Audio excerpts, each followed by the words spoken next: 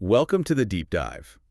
Today, we're diving straight into, well, probably one of the most epic business rivalries ever, the Cola Wars. Absolutely. Coca-Cola versus Pepsi. It's been going for, what, over a century now? Yeah, Coke started way back in 1886, and Pepsi wasn't too far behind, 1893. They've been duking it out ever since in the fizzy drink market. And it's just fascinating. We're going to unpack this using some pretty solid market research, looking at how they've competed and, how they're still adapting today. Right, because Coke had that early lead, didn't they? Marketing, the taste. Oh, definitely. They came out strong. Their marketing was, well, ahead of its time, and that taste just clicked with people. Yeah. Became part of the culture, really. But Pepsi had a rockier start. Yeah, they faced some early struggles, bankruptcy even, but they eventually found their footing, positioning themselves as the cheaper option, which was smart. Okay, so we'll get into all of that, the marketing battles, how they position their brands, sales figures, what people actually prefer, their global game plans, and what the future might hold. Sounds good. It's a rich history. So let's rewind. How did these Cola Wars actually begin, and, how did it become this huge, iconic thing? Well, you got to go back to the late 19th, early 20th century. Carbonated drinks were becoming this new, exciting thing in the U.S. Demand was growing. And Coca-Cola jumped right in. They did. They were very quick. Their early ads sometimes used these sort of medicinal claims, which seems odd now, but it worked. It grabbed attention. Oh, medicinal. Yeah, and that unique taste. The secret Ouch. formula, right? Cola nuts, other stuff. It was different, refreshing. It just took off and became, well, fundamentally American. The classic American drink, you mean? Exactly. But like you said, Pepsi's journey wasn't quite so smooth initially. What kind of challenges did they run into early on? Well, the big one was bankruptcy. But they managed to bounce back, and the Great Depression actually gave them an opening. How so? They made a really strategic move to market themselves as the value choice. Double the quantity for the same price, that kind of thing.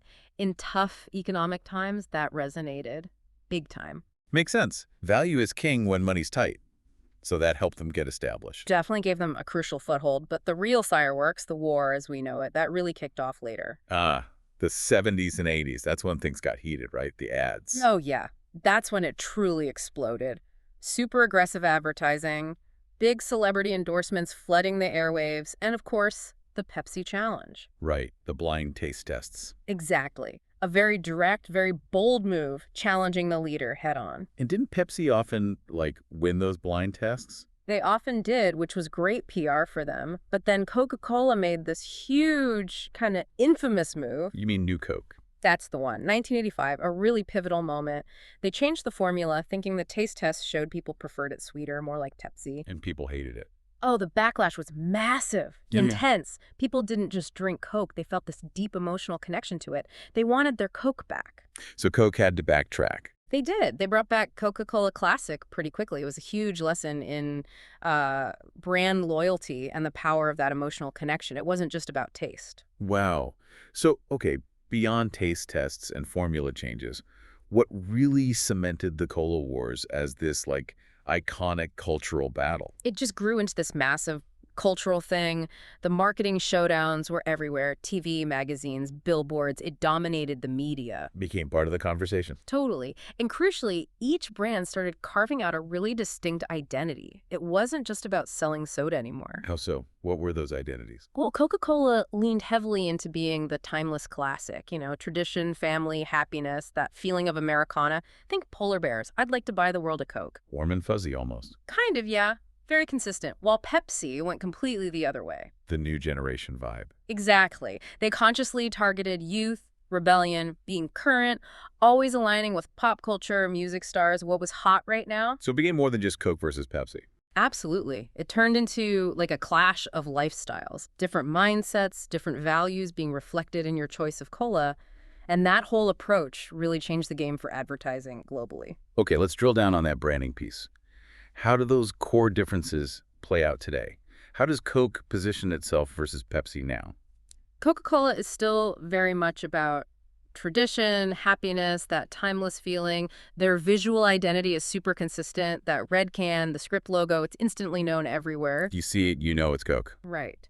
And their ads, like the Share a Coke campaign or even the holiday stuff, they're always aiming for that emotional connection, that universal appeal. They keep reinforcing that classic identity decade after decade. It's baked into the brand. Reliable. What about Pepsi then?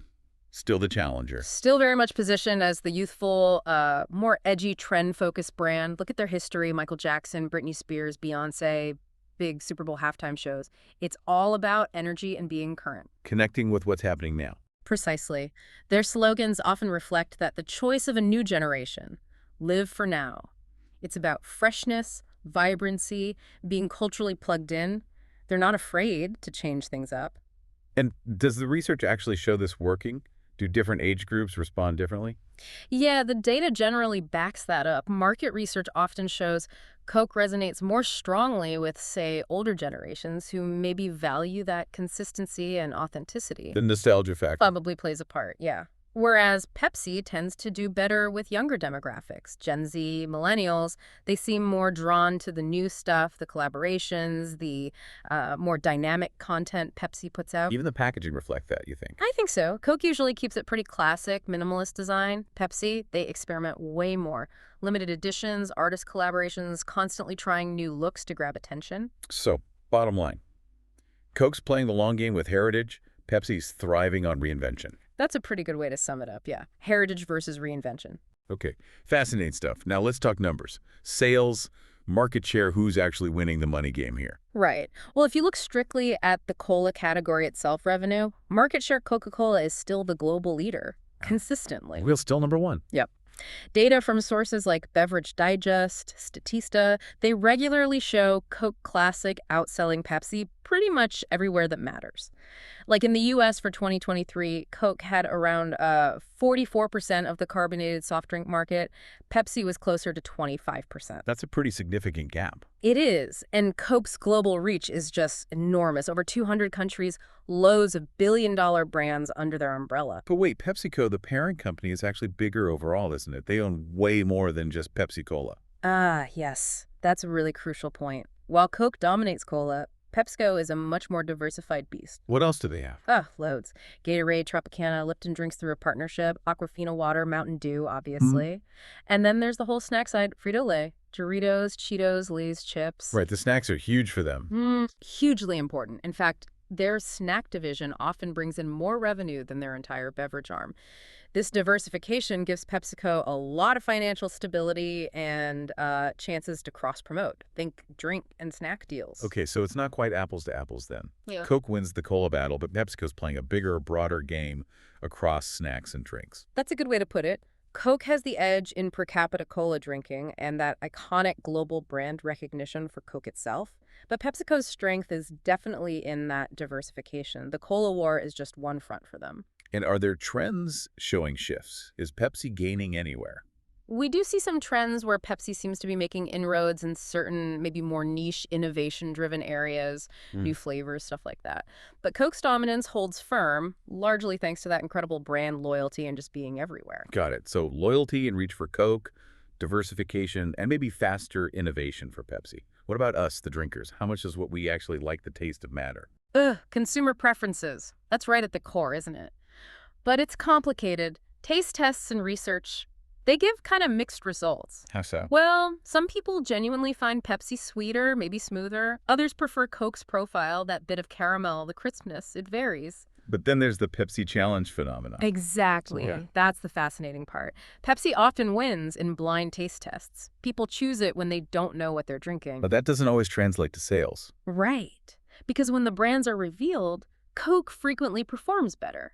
It just shows how powerful brand perception is. It's not just about the liquid in the can. So our brains are messing with our taste buds, basically. Kind of. Our associations, memories, the image the brand projects, it all influences how we perceive the taste. Demographics matter too, like we touched on. Older versus younger again. Generally, yeah. Older consumers might lean Coke family memories, consistency. Younger consumers, Gen Z, millennials, they're often more open to trying new things, limited editions, different flavors, areas where Pepsi tends to be more active. And what about the elephant in the room, health? People want healthier drinks now, right? Huge factor. Massive shift towards low sugar, zero calorie, even functional beverages. Both companies are investing heavily. How are they adapting? Lots of ways. Expanding their zero sugar lines. Coke Zero Sugar has done really well. Pepsi has a strong zero-calorie lineup too, reformulating recipes, introducing hybrids like Coke Energy or Pepsi Cafe, trying to bridge categories. So they're trying to meet that demand. They have to. But again, that deep-seated loyalty, especially for Coke, often keeps people coming back for the original or its Diet Zero versions. It gives Coke an edge in just retaining customers. So taste isn't the be-all and end-all. Definitely not. It's this complex mix of taste, yes, but also emotional connection, the identity you feel aligns with you, lifestyle, and now, increasingly, those health considerations. It all fuels the fire. And this isn't just happening in the U.S., right? This war has gone global. How do they tailor their strategies internationally? Oh, absolutely. It's a global battlefield now. For Coke, something like 70% of their revenue comes from outside the U.S., so international markets are critical. Where is Coke particularly strong? They have a really strong foothold in places like Latin America. Mexico's consumption is famously high, Europe, parts of Africa, often building on decades of presence, established bottling networks, and just deep brand familiarity. And PepsiCo, where they shine globally? PepsiCo also has major international success. They tend to perform very well in the Middle East, India, and parts of Southeast Asia. Any specific examples of how they win there? India is a great case study. Pepsi really aligned itself with cricket, which is massive there. They used big local celebrities and, crucially, focused on affordable pricing strategies to reach more people. Smart, adapting to the local scene. Exactly. And in China, they've done well with local influencer collaborations and pushing snack and beverage combos, which fits local habits.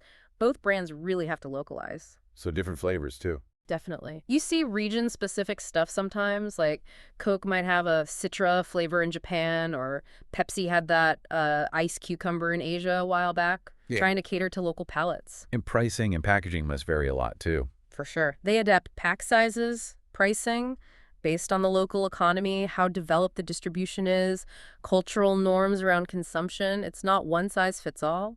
What about bigger picture stuff like sustainability? Does that play a role globally? Increasingly, yes. Both companies are putting a big emphasis on it in their global messaging. Coke has its World Without Waste goals. PepsiCo has PepsiCo Positive or Pep Plus. They're talking about reducing plastic, water use, emissions. Because consumers care more about that now. Especially younger consumers globally. It builds credibility. So yeah, winning internationally now involves cultural smarts, investing in the right infrastructure, and showing real commitment to sustainability. Okay, so looking ahead then, what does the market research tell us about where this is all going? What are the next battlegrounds in the cola wars? Well, the research points to some major shifts continuing. That health trend we talked about, it's only accelerating. More demand for low-cal, functional, natural stuff. So more diversification beyond just cola. Absolutely. Both are pushing hard into sparkling water, maybe even things like kombucha, definitely energy drinks, ready-to-drink coffees, teas, and obviously perfecting those no-sugar sodas. It's about broadening the portfolio. Anything else driving future competition? Sustainability is going to be huge. It's moving from a nice-to-have to a must-have for brand reputation, particularly with younger folks. They want ethical sourcing, recyclable packaging, real environmental action. So brands need to walk the talk. Exactly. Transparency, measurable progress, it's going to be key. And then there's the whole digital side of things. How's tech changing the game? Personalization is big. Think of those Coca-Cola freestyle machines with endless combos. Or Pepsi building its own direct-to-consumer websites and apps. It's about getting closer to the consumer, gathering data, tailoring experiences. So it feels like that core tension remains Coke's authenticity versus Pepsi's adaptability. I think that's still central, yeah. Can Coke maintain its classic appeal while still innovating enough? Can Pepsi keep tapping into trends without losing a core identity? Finding that balance will be crucial. And the diversification continues. Oh, for sure. Look at Coke buying Costa Coffee or Pepsi buying SodaStream and investing in Rockstar Energy. They're hedging their bets, moving beyond just sugary drinks. Market research basically provides a roadmap. Innovate, adapt, be sustainable, stay relevant. That's the path forward. Right. The million-dollar question then, maybe billion-dollar. Looking at, say, 2025, who's winning? Can we even call a winner? Yeah, it's really tough to declare an outright winner. It depends how you measure it, right? I could break it down for us. Well, Coca-Cola still leads in the actual cola market. Their global brand equity, just the sheer power and value of the Coke brand name is immense. And that emotional connection is real for a lot of people. But PepsiCo? PepsiCo's strength is in that diversification we keep mentioning. Snacks and drinks. They're arguably better at tapping into pop culture moments, and they seem, perhaps, a bit more nimble with innovation across their wider range. And both are just huge companies now, far beyond soda. Exactly. They're global empires. The battle now isn't just Coke versus Pepsi-Cola. It's about who evolves faster, who understands us consumers better, who aligns with our changing values, health, environment, authenticity. So they both remain incredibly relevant, just in slightly different ways. I think so. Whether you're reaching for that familiar comfort of a Coke or trying the latest trendy Pepsi flavor, both are still major players culturally and commercially. The war continues, just on evolving fronts. Okay, before we finish up, do you have one last quick, interesting facts for us? I do. So 2023 data shows Coke Classic is still the #1 selling soft drink in the US. No surprise there. But guess what's also way up there in the carbonated non-cola space? Let me guess. Mountain Dew. You got it. PepsiCo's Mountain Dew. It just highlights how important it is for both companies to innovate and win outside of just the traditional cola fight. Dew's a huge success story for PepsiCo. Interesting. So wrapping up this deep dive, it's clear the cola wars are way more than just, red versus blue cans. Oh, much more. It's a masterclass in marketing, a reflection of changing tastes, a constant push for cultural relevance. It's shaped the whole industry. And it leaves you thinking, doesn't it? As we look ahead, what factors will define the winner? How much will health trends shift the balance, or environmental pressures? Exactly. It's a story that's definitely not over. The next chapter, driven by all those things you just mentioned, is going to be just as fascinating to watch. It keeps evolving.